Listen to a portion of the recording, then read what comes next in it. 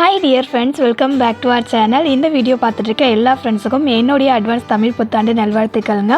இன்னைக்கு நம்ம ஒரு 2-in-1 ரெசிபி தாங்க பார்க்க போறோம். தமிழ் வருட பிறப்பு ஸ்பெஷலாவும் சம்மர் ஸ்பெஷலாவும் இன்னைக்கு நம்ம பாசிப்பருப்பு ஜவ்வரிசி பாயாசம் எப்படி செய்யலாம் அப்படின்றத பார்ப்போம். இந்த பாசிப்பருப்பு ஜவ்வரிசி பாயாசத்தை ஃபெஸ்டிவல் டேஸில் நம்ம வந்துட்டு நெய்வேத்தியமாகவும் செஞ்சுக்கலாம். அப்படி இல்லைனா வந்துட்டு சம்மர் டேஸில் நம்ம உடம்பு நல்லா குளிர்ச்சியாக வச்சுக்கிறதுக்கு இந்த பாயாசத்தை அடிக்கடி சாப்பிடலாம். பொதுவாக பாசிப்பருப்பு பாயாசம் செய்யும்போது லாஸ்ட்டாக நம்ம பால் அப்படின்னா தேங்காய் பால் சேர்ப்போம். அப்போ வந்துட்டு அது திரிஞ்சு போகாமல் இருக்கிறதுக்கு எந்த ஸ்டேஜில் பால் அப்படின்னா தேங்காய் பால் சேர்க்கலாம் அப்படின்றதையும் சொல்லியிருக்கேன். வீடியோவை லாஸ்ட் வரைக்கும் ஸ்கிப் பண்ணாமல் பாருங்கள். ரெசிபிக்குள்ளே போகிறதுக்கு முன்னாடி நீங்கள் இப்போ தான் மை ஸ்டைல் குக்கிங் சேனலை ஃபஸ்ட் டைம் பார்க்குறீங்க அப்படின்னா நம்ம சேனலை சப்ஸ்கிரைப் பண்ணிக்கோங்க. இப்போ வாங்க ரெசிபிக்குள்ளே போகலாம். இந்த பாயாசம் செய்யறதுக்கு முதல்ல நம்ம பாசிப்பருப்பை வறுத்துட்டு வேக வச்சுக்கலாம். அதுக்காக ஒரு பேனை சூடு பண்ணிவிட்டு அதில் 1 கப் அளவுக்கு பாசிப்பருப்பு சேர்த்துக்கோங்க. பாசிப்பருப்பு வரப்பட்டு நல்ல ஒரு மனம் வருங்க, அது வரைக்கும் வறுத்து விட்டுக்கோங்க. ஆனால் கலர் வந்து சேஞ்ச் ஆக விட்டுறக்கூடாது. ஃபஸ்ட்டு நீங்கள் எதில் பாசிப்பருப்பை அளந்து எடுத்துக்கிறீங்களோ லாஸ்ட் வரைக்கும் நான் சொல்கிற எல்லா இன்க்ரீடியண்ட்டையும் அதிலே அளந்து எடுத்துக்கோங்க. அளவுகள் கரெக்டாக இருக்கும். பாசிப்பருப்பு வரப்பட்டு நல்ல ஒரு மனம் வந்ததுக்கப்புறமா இந்த பாசிப்பருப்பு ஒரு குக்கரில் மாற்றிக்கலாம். மாற்றிக்கிட்டு இந்த பாசிப்பருப்பை ஒரு 4-5 டைம் வரைக்கும் தண்ணி ஊற்றி நல்லா வாஷ் பண்ணி எடுத்துக்கோங்க. பாசிப்பருப்பை வாஷ் பண்ணதுக்கு அப்புறமா இதில் தண்ணி சேர்த்துக்கலாம். எந்த கப்பில் நம்ம பாசிப்பருப்பை அளந்து எடுத்துக்கிட்டோமோ அதே கப்பில் 2 கப் அளவுக்கு தண்ணி சேர்த்துக்கோங்க. சேர்த்துட்டு குக்கரை வந்துட்டு மூடி விசில் போட்டுட்டு ஒரு 4 விசில் வர விட்டீங்க அப்படின்னா பாசிப்பருப்பு நல்லா வெந்து வந்துடும். பாசிப்பருப்பு வேகிற அந்த டைமில் பாயாசத்தில் சேர்த்துக்கிறதுக்கு மற்ற இன்க்ரீடியண்ட்டை நம்ம ரெடி பண்ணிக்கலாம். முதல்ல நம்ம வெல்லத்தை வந்து கரைச்சி எடுத்துப்போம். அதுக்காக ஒரு பேனில் 2 கப் அளவுக்கு வெல்லம் சேர்த்துக்கோங்க. நம்ம பாசிப்பருப்பு வந்து அளந்து எடுத்தோம்ல அதே கப்பால் 2 கப் அளவுக்கு வெல்லம் எடுத்துக்கோங்க. ஸ்வீட் டேஸ்ட் கரெக்டாக இருக்கும். அடுத்தது இந்த வெல்லம் கரையிறதுக்கு 1 கப் அளவுக்கு தண்ணி சேர்த்துட்டு வெல்லத்தை கரைய விட்டுடலாம். வெல்லம் தண்ணியில் கரைஞ்சி வந்தாலே போதும். இதில் பாகுபதம் பார்க்கணுன்ற அவசியம்லாம் இல்லை. வெல்லம் இந்த அளவுக்கு தண்ணியில் கரைஞ்சி நல்லா தண்ணியாகி வந்ததுக்கப்புறமா ஸ்டவ் ஆஃப் பண்ணிவிட்டு இந்த வெள்ளை தண்ணியை அப்படியே வச்சுடுங்க. அடுத்தது நம்ம ஜவ்வரிசியை ஊற வச்சுக்கலாங்க. ஜவ்வரிசியோட அளவு பார்த்தீங்கன்னா நம்ம எந்த கப்பில் பாசிப்பருப்பை அளந்து எடுத்துக்கிட்டோமோ அதே கப்பால் 1/2 கப் அளவுக்கு ஜவ்வரிசி எடுத்துருக்கேன். ஜவ்வரிசியை ஒரு டைம் கழுவிட்டு அதில் தண்ணி சேர்த்து ஒரு 15 நிமிஷம் ஊற விட்டிங்கன்னா இந்த அளவுக்கு சாஃப்டாக ஊறி வந்திருக்கும். ஊற வச்ச ஜவ்வரிசியை ஒரு வானலில் சேர்த்துட்டு இதில் தண்ணி வந்து சேர்த்துக்கலாம். 2 கப் அளவுக்கு தண்ணி சேர்த்துக்கோங்க. ஜவ்வரிசியை எந்த கிளாஸில் அளந்து எடுத்தோமோ அதே கிளாஸால் 2 கப் அளவுக்கு தண்ணி சேர்த்துட்டு ஜவ்வரிசியை அப்படியே வந்து நம்ம வேக விட்டுடலாம். ஒரு 10 நிமிஷத்துக்கு அப்புறம் பார்த்தீங்கன்னா ஜவ்வரிசி இந்த அளவுக்கு நல்லா வெந்து வந்திருக்கும். ஜவ்வரிசி வெந்திருக்கான்னு பார்க்கறதுக்கு ஒரு ஜவ்வரிசி கையில் எடுத்து நசுக்கி பார்த்தீங்கன்னா நல்லா நசுங்கணும். இந்த அளவுக்கு வேக வச்சுக்கணும். அதே போல் ஜவ்வரிசி வேக வச்சு அந்த தண்ணி வந்து நல்லா டிரான்ஸ்பரண்ட் ஆகி வந்திருக்குங்க. இப்போ ஸ்டவ் ஆஃப் பண்ணிட்டு இந்த ஜவ்வரிசி அப்படியே ஒரு பக்கம் வச்சுடுங்க. அடுத்தது நம்ம 4 விசில் விட்டு வேக வச்சிருந்தோம்ல பாசிப்பருப்பு, அதை ஓப்பன் பண்ணி பார்த்தீங்கன்னா இந்த அளவுக்கு நல்லா வந்து மசிஞ்சு வெந்து வந்திருக்கும். இப்போ இந்த பாசிப்பருப்பை வந்துட்டு லைட்டாக கரண்டியாலே மசிச்சு விட்டுக்கோங்க. பாசிப்பருப்பு நல்லா குழகுழன்னு ஆகிற அளவுக்கு மசிச்சு விட்டுறாம ஒரு 50% அளவுக்கு மட்டும் மசிச்சு விட்டுக்கோங்க. இந்த மாதிரி ஒரு 50% அளவுக்கு மட்டும் பாசிப்பருப்பை மசிச்சு விட்டுட்டு இதில் பாயசம் செஞ்சோம் அப்படின்னா பாயசம் குடிக்கும்போது இந்த சாஃப்டாக வெந்திருக்கிற அந்த பாசிப்பருப்பு இடையில கடிப்படும் போது பாயசம் குடிக்கிறதுக்கு அவ்வளோ டேஸ்டியாக இருக்கும். பாசிப்பருப்பை மசிச்சுட்டு நம்ம வேக வச்ச ஜவ்வரிசி கூட சேர்த்துக்கலாங்க. சேர்த்துட்டு நல்லா ஒன்றா கலந்து வர அளவுக்கு கலந்து விட்டுக்கோங்க. ஜவ்வரிசியும் பாசிப்பருப்பும் நல்லா ஒன்றோட ஒன்று கலந்து வந்ததுக்கு அப்புறமா இதில் நம்ம வெல்லத்தை கரைச்சி வச்சுருக்கோம்ல அந்த தண்ணி இது கூட வடிகட்டி சேர்த்துக்கலாம். நீங்கள் எடுத்துக்கிற வெல்லத்தில் எந்த ஒரு டஸ்ட்டும் இல்லை அப்படின்னா நீங்கள் டேரெக்டாகவே 2 கப் அளவுக்கு வெல்லத்தை இந்த பருப்பு கூட சேர்த்துக்கலாங்க.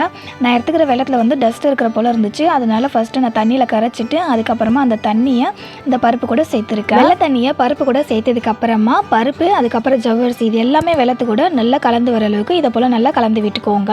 பருப்பை ஜவ்வரிசி கூட சேர்க்கும் போது இந்த பாயசம் வந்துட்டு நல்ல கெட்டியாக இருந்துச்சுல்ல. ஆனால் இப்போ பாருங்கள் வெள்ளை தண்ணி சேர்த்ததுக்கு அப்புறமா பாயசம் வந்து குடிக்கிற அளவுக்கு இருக்குது. இதில் வந்துட்டு நம்ம இன்னும் தேங்காய் பால் வந்து சேர்க்கலை. தேங்காய் பால் சேர்த்ததுக்கு அப்புறம் பார்த்தீங்கன்னா பாயசம் வந்து ரொம்ப வந்து திக்காக இல்லாமல் நம்ம பாயசம் குடிக்கிற கன்சிஸ்டன்சியில் இருக்குங்க. பாயாசத்தில் வெள்ளத்தை சேர்த்ததுக்கு அப்புறமா ஸ்டவ் ஆன் பண்ணிவிட்டு இந்த பாயாசம் ஒரு கொதி கொதிக்கிற வரைக்கும் பாயாசத்தை சூடு பண்ணிக்கலாம்.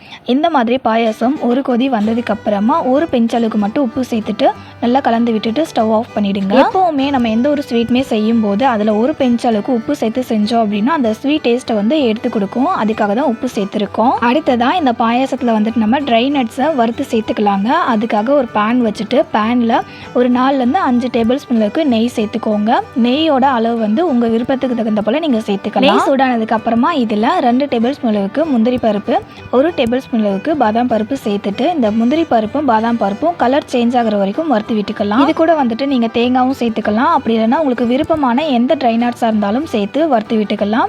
முந்திரி பருப்பு பாதாம் பருப்பு நெய்யில் வரப்பட்டு நல்ல கலர் சேஞ்ச் ஆகி வந்ததும் இதில் 2 டேபிள் ஸ்பூன் அளவுக்கு காஞ்ச திராட்சை சேர்த்து வறுத்து விட்டுக்கலாம். காஞ்ச திராட்சை நெய்யில் வரப்பட்டு உப்பி வந்ததும் ஸ்டவ் ஆஃப் பண்ணிவிட்டு நெய்யில் வறுத்த இந்த ட்ரை நட்ஸ் எல்லாத்தையுமே பாயசத்தை சேர்த்துட்டு நல்லா ஒரு டைம் கலந்து விட்டுக்கோங்க. பாயசம் வந்துட்டு இப்போ நல்லா சூடாக இருக்குங்க. இது சூடு ஆறட்டும். சூடு ஆறுற டைமில் நம்ம வந்துட்டு தேங்காய் பால் அரைச்சி எடுத்துக்கலாம். தேங்காய் பால் எடுக்கிறதுக்கு நான் ஒரு மீடியம் சைஸ் தேங்காவில் பாதி தேங்காய் மட்டும் எடுத்து சின்ன சின்ன பீஸாக கட் பண்ணி ஒரு மிக்ஸி கப்பில் சேர்த்துருக்கேன்.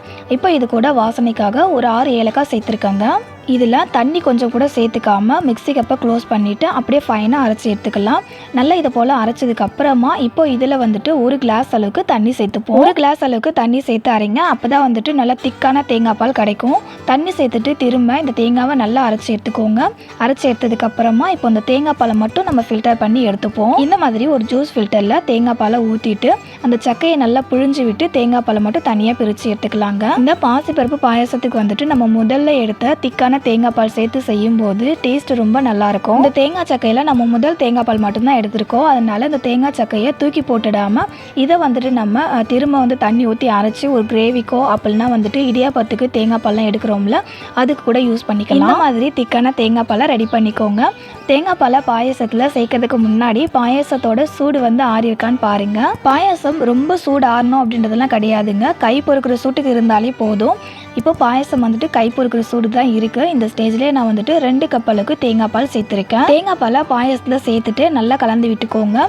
ஃப்ரெண்ட்ஸ், பால் சேர்க்கறதா இருந்தாலும் தேங்காய் பால் சேர்க்கறதா இருந்தாலும் பாயசத்தோட சூடு வந்து கொஞ்சம் வெதுவெதுப்பான சூட்டில் இருக்கும்போது சேர்த்திங்க அப்படின்னா திரிஞ்சு போயிடாமல் இருக்கும். அதே போல் பால் அதுக்கப்புறம் தேங்காய் பால் சேர்த்ததுக்கப்புறமா பாயசத்தை வந்துட்டு சூடு பண்ணவோ கொதிக்க வைக்கவோ கூடாதுங்க. இந்த மாதிரி பண்ணிங்கன்னா பால் வந்து திரிஞ்சு போயிடும். தேங்காய் பால் லாஸ்ட்டாக சேர்த்ததுக்கப்புறமா பாயசத்தோட கன்சிஸ்டன்சி பாருங்கள் ஃப்ரெண்ட்ஸ். நம்ம குடிக்கிற அளவுக்கு கரெக்டான பதத்தில் இருக்கும். ஃப்ரெண்ட்ஸ், இந்த பாசிப்பருப்பு ஜவ்வரிசி பாயசத்துக்கு நல்ல ஒரு ரிச்சான டேஸ்ட் கொடுக்கறதே தேங்காய் பால் தான்.